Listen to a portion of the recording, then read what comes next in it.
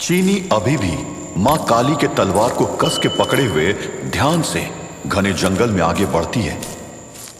चीनी अपनी भावनाओं को काबू में करने की कोशिश कर रही थी। उसके मन में एक अजीब सा गुस्सा और बेचैनी थी। इस शकुनी ने बहुत परेशान किया और अब इसका ये गुलाम जंगल में जाने कहाँ खो गया है। वैसे एक बात तो अच्छी हुई कि मुझे इस बहाने 2 बड़े हथियार मिल जाएंगे, लेकिन अगर ये वेयरवुल्फ मुझे ज्यादा परेशान करेगा तो मैं इसे जान से मार डालूंगी, जो मेरे लिए ही नुकसान का सौदा होगा। थोड़ी दूरी पर एक नकाबपोश अंधेरे से उभर कर सामने आया, जिसके हाथ में एक चमकता हुआ ताबीज था।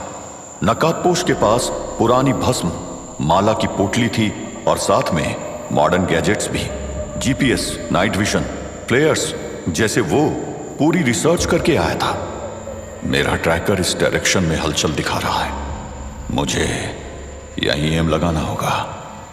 उसने ताबीज से एक तेज रोशनी का ब्लास्ट किया जो सीधा वेयरवुल्फ विक्रम पर जा लगा। वेयरवुल्फ कुछ पल के लिए ठिठक गया, लेकिन फिर उसकी आंखें लाल हो गई और उसके अंदर एक नई शक्ति का संचार होने लगा। बिजली, ये बिजली का झटका क्यों लग रहा है मुझे? कौन छुपा है वहां? वाकई विक्रम को बिजली का झटका लग रहा था। उसके शरीर में इलेक्ट्रिकल वेव्स दौड़ने लगी जो बाहर तक दिख रही थी। ऐसा लग रहा था जैसे ताबीज का जादू उसके शरीर में फैल गया हो और अब वो और भी खतरनाक प्राणी बन चुका था। मैं इतनी जल्दी हार नहीं मानने वाला। उस तलवार के लिए मैंने काफी इंतजार किया है, वो यूं ही चीनी के हाथों में नहीं जा सकती। नकाबपोश जंगल के अंधेरे में तेजी से आगे बढ़ रहा था, पर उसकी नजर हर तरफ थी, किसी भी अचानक हमले से बचने के लिए। तभी चीनी एक चलते साए की तरह उसके सामने आ गई। बस रुक जाओ। अगर अपनी मौत को कम दर्दनाक बनाना चाहते हो तो मरने से पहले अपनी पहचान मुझे बता दो। वैसे भी आज रात कर्ण पिशाचिनी के हाथों में खून लग चुका है। एक बार हाथों से खून की खुशबू आने के बाद मेरा मन और खून करने का होने लगता है। नकाबपोश कुछ नहीं बोला, वो बस इधर उधर देख रहा था, जैसे किसी का इंतजार कर रहा हो।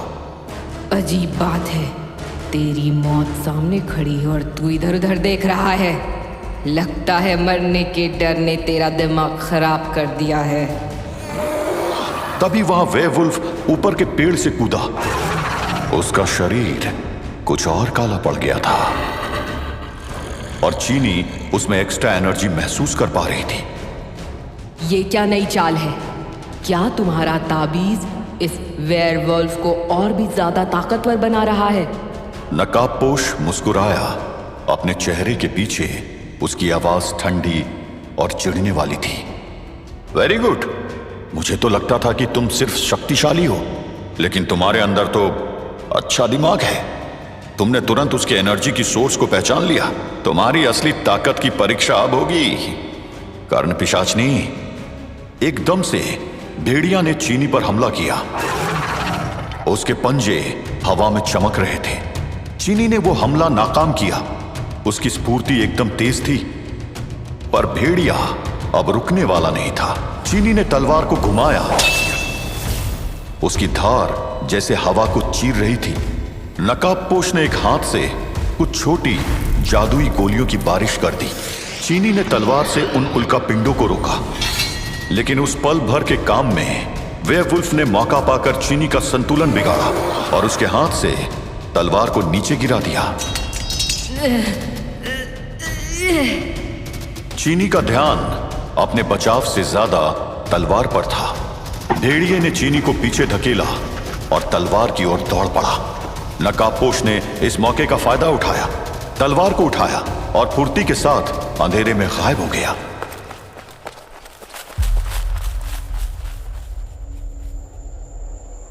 शक्ति के खेल में जीत हमेशा धोखे की होती है। ये तो कर्ण पिशाचनी को अच्छे से पता होना चाहिए। कुछ कहा नहीं जा सकता। मुझे वेयरवुल्फ को चीनी को डिस्ट्रैक्ट करने के लिए कुछ देर और यहां छोड़ना होगा। हाँ। चीनी के चारों तरफ उड़ती जादुई गोलियां एक साथ फटने लगी। नहीं। और चीनी उनकी सीमा से बाहर नहीं जा पा रही थी। चीनी के लिए यह एक बड़ा झटका था। वो दूसरे हथियार को पाने के लालच में अपना मुख्य हथियार गवा चुकी थी। अगर मुझे अपनी दूसरी शक्तियों को जगाना है तो ये सही वक्त है। वो पुराने मंत्रों को बोलते हुए अपने हाथ घुमाने लगी। उनमें एक काला सा प्रकाश चमकने लगा। वो अपनी शक्ति से प्रहार करने के लिए तैयार थी।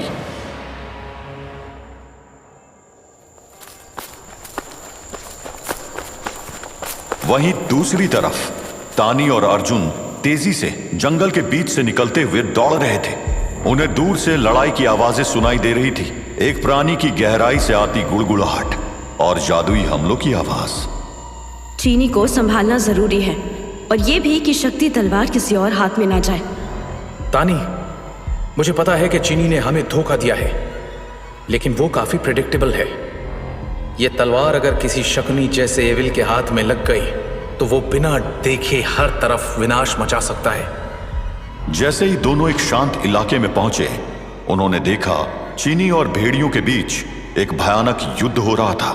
काफी दूर से नकाबपोश के दौड़ते बाइक की आवाज आ रही थी, जो हर पल के साथ कम हो रही थी। चीनी के हाथ से काला प्रकाश निकल रहा था। चीनी जीत रही है या हार रही है?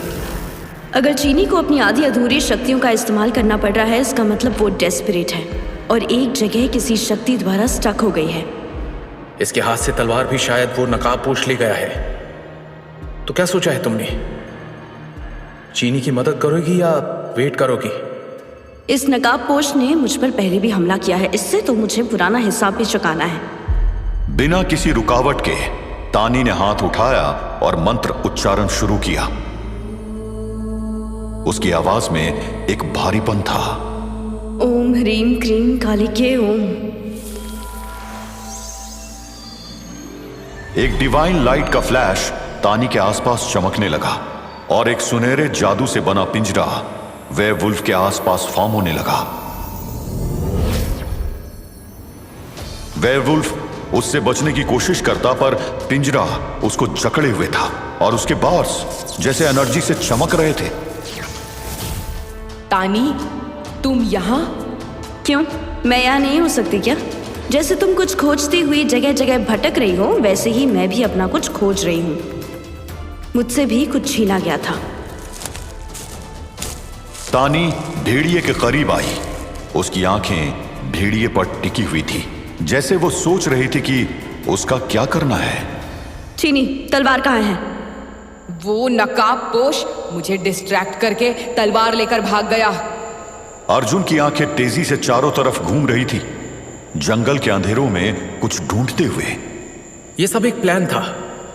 उस नकाबपोश ने वेयरवुल्फ को सिर्फ तुम ही डिस्ट्रैक्ट करने के लिए यूज किया।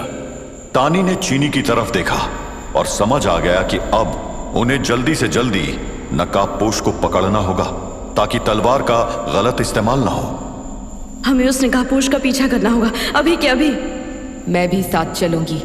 तलवार वापस पाने में मैं तुम्हारी मदद करूंगी। चीनी, कम से कम इतना सफेद झूठ तो मत बोलो। तलवार मिलते ही तुम फिर से गायब हो जाओगी। शायद तुम सही कह रहे हो, लेकिन हमारे साथ होने से तानी के तलवार पाने के चांसेस बढ़ जाएंगे।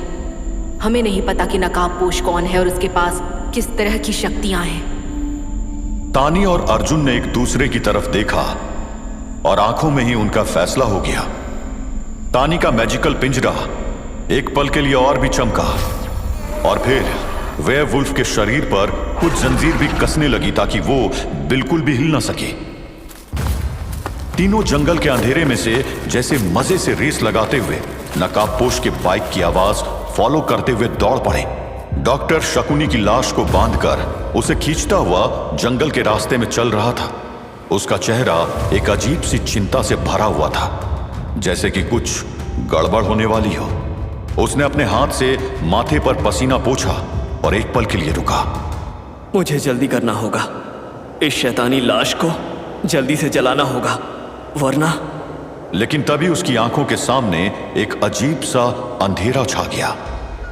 डॉक्टर ने अपना सर जोर से हिलाया, लेकिन अंधेरा साफ होने की जगह और भी गहरा हो गया। उसके पैर डगमगाने लगे।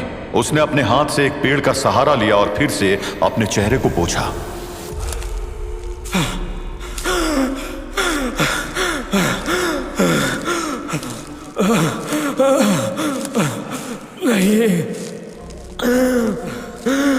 नहीं, ये जो भी चीज है, ये मेरे शरीर और दिमाग पर हावी हो रही है। अगर ऐसा हुआ तो ये मेरे जरिए न जाने कितना अनर्थ करवा देगी। मुझे जल्दी से एक हैवी डोज इंजेक्शन लेना होगा ताकि मेरे सारे सेंसेस हाइपर एक्टिव रहे। डॉक्टर ने अपने काबू होते दिमाग और शरीर को बचाने के लिए एक घातक डोज का इंजेक्शन तैयार किया, लेकिन जैसे ही वो उसे खुद को लगाने वाला था, उसके दूसरे हाथ ने वो इंजेक्शन झटक कर दूर फेंक दिया। नहीं, नहीं, ये क्या हो गया? हे काली माँ, मेरी रक्षा करो। अचानक डॉक्टर के चेहरे पर एक अलग सा तेवर उभर आया। उसकी आंखें एक पल के लिए लाल सी हो गई और उसके हाथ अपने आप कांपने लगे। वो जैसे अपने आप से लड़ रहा था, लेकिन फिर एक अजीब सी मुस्कुराहट उसके चेहरे पर छा गई।